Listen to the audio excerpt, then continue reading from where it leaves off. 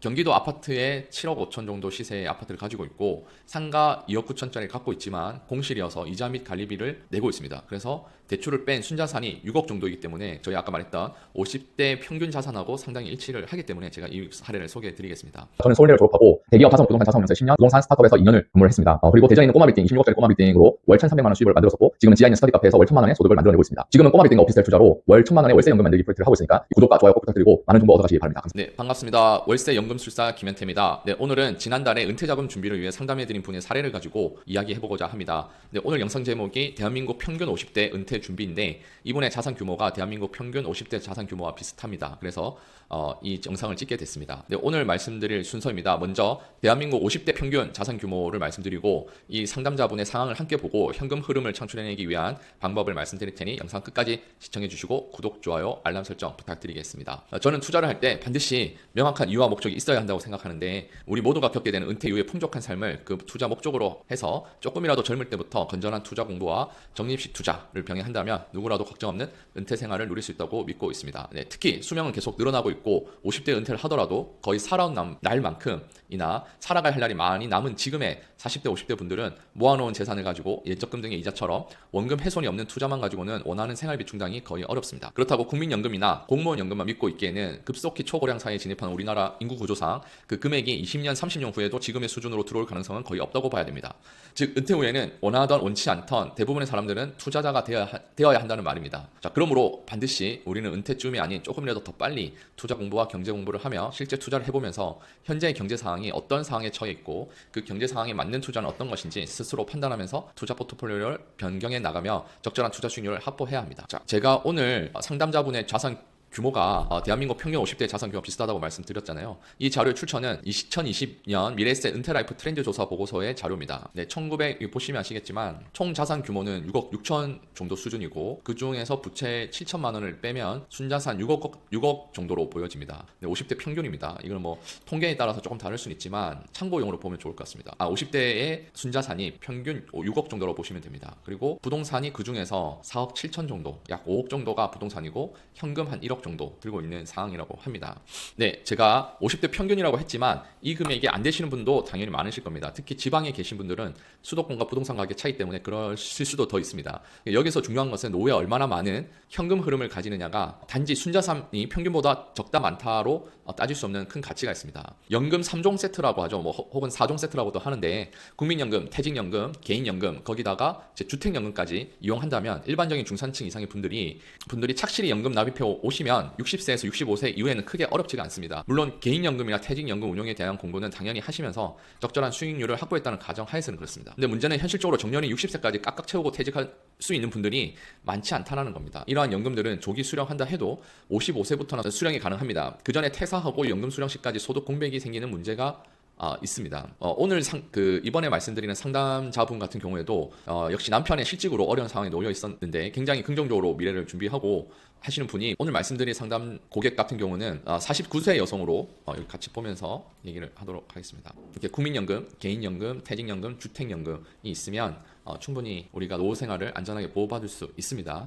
오늘 상담자 분 같은 경우는 49세 배우자 그리고 50세의 남편분 이제 실직을 앞두고 있어서 문제가 되고 있습니다. 그리고 자녀 한 분으로 되어 있는 아주 평범한 가정입니다. 남편분께서는 이제 작년에 퇴사를 하시고 구직 준비 중인 그동안 모아놓은 비상금과 상가 월세 약간 그리고 본인이 틈틈이 일하셔서 버는 비정기 소득 200만 원으로 생계를 꾸려가고 있습니다. 경기도 아파트에 7억 5천 정도 시세의 아파트를 가지고 있고 상가 2억 9천짜리 갖고 있지만 공실이어서 이자 및 관리비를 내고 있습니다. 그래서 대출을 뺀 순자산이 6억 정도이기 때문에 저희 아까 말했던 50대 평균 자산하고 상당히 일치를 하기 때문에 제가 이 사례를 소개해 드리겠습니다. 순자산 6억 원 정도고 이 공실에 따른 이자와 관리비 그 다음에 이 아파트에 대한 대출 이자 때문에 매월 생활비를 빼면 약 마이너스 340만 원을 마이너스로 쓰고 있습니다. 이분이 원하신 거는 65세에 최종적으로 은퇴를 하기를 원하시고 그래서 앞으로 약 15년 16년 정도의 투자 기간이 남아 있습니다. 그리고 은퇴를 했을 때는 월 300만 원을 희망하고 있다고 했습니다. 그래서 지금은 마이너스 340이지만 은퇴를 하고 났을 때쯤에는 월 300만 원의 플러스가 돼야 되는 이런 상황인 거죠.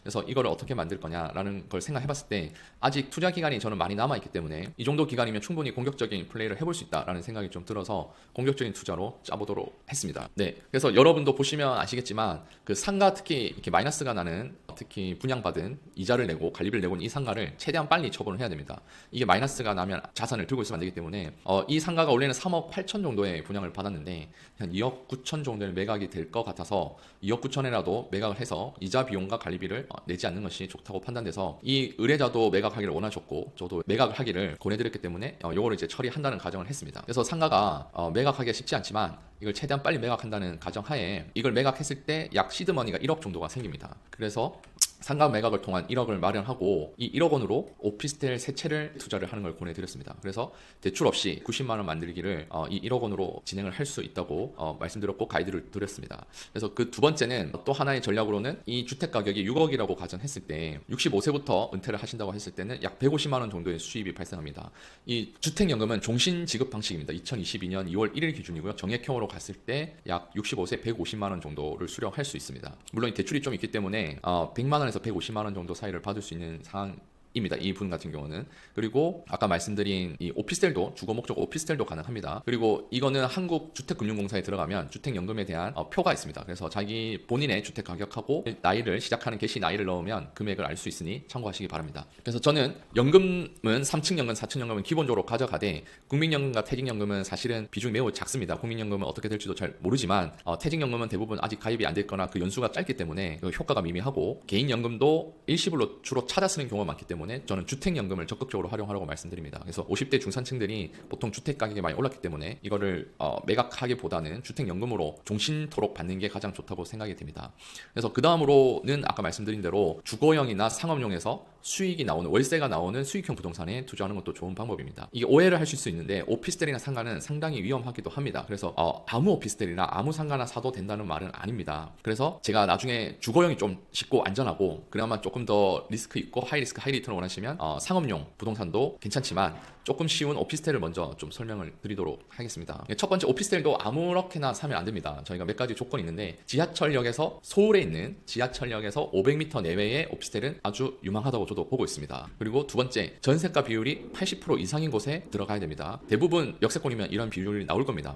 그리고 세 번째, 인근에 대학병원, 종합병원, 대학교, 대규모 일자리가 있으면 괜찮습니다. 해볼만 합니다. 네 번째, 주변에 신규 분양이 불가능하면 더더욱 좋습니다. 더 이상 땅이 없어가지고 이미 신규 분양이 어려운 지역이면 좋을 것 같습니다. 왜냐하면 오피스텔은 상업지에 주로 분양을 하기 때문에 무제한 오피스텔을 늘릴 수는 없거든요. 그래서 주변에 신규 분양이 있을지 없을지도 한번 판단해보면 좋을 것 같습니다. 그리고 수익률로 따졌을 때 전기예금의 2배, 지금이 전기예금의 5% 정도니까 지금 수익률이 10% 이상이 나오면 투자를 해도 좋습니다. 만약에 10%가 안 나온다면 굳이 애써서 부동산을 소유하거나 세금을 내는 거는 의미가 없습니다. 오히려 주식이나 채권이 5% 6% 나오는 배당이 많기 때문에 또는 전기예금으로 하는 게 훨씬 정신건강에 이롭다고 생각이 됩니다. 그리고 여섯 번째 조건은 지금 대출금리가 5%에서 8% 가까이 되지 않습니까? 그래서 대출을 하면 오히려 더 손해입니다. 대출 없이 매입할 수 있는 방법을 찾으셔야 됩니다. 그리고 간단하게 계산했을 때 월세 250배 내 매매가면은 리즈너블한 적정한 가격이라고 생각하셔도 좋을 것 같습니다. 자, 근데 오피스텔 같은 경우에 가격이 오르지 않는다는 오해를 하시는 분들이 있습니다.